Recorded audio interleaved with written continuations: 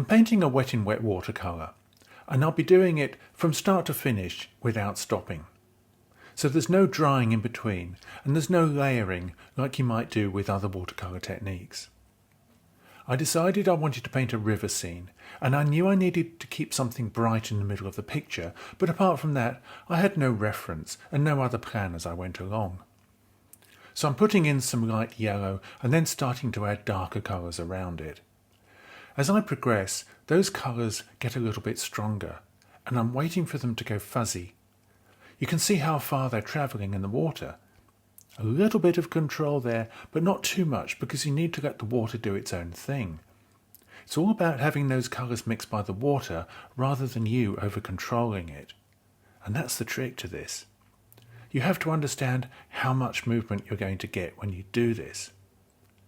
As I take it further, I'm starting to develop the left-hand side. I'm going to have trees there, and they'll be darker and stronger than the trees on the other side. As I go, I'm naturally building a diagonal through the picture to take me off into the distance. And I need reflection, so the darker colours of those nearer trees will be echoed in the water below them. I also need a bit more detail in those trees because they're closer to the front and that's what you'll see.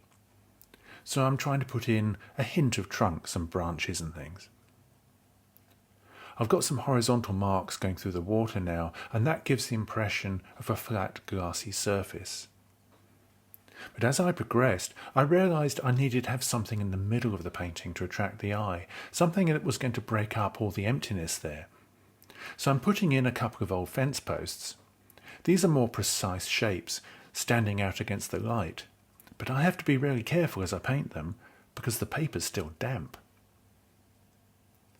And there it is. A river scene painted quickly using wet in wet watercolour. Working this way is exciting and unpredictable. If you'd like to see more, please follow me, subscribe here and check out my Patreon channel, where I can help you develop your own watercolour painting.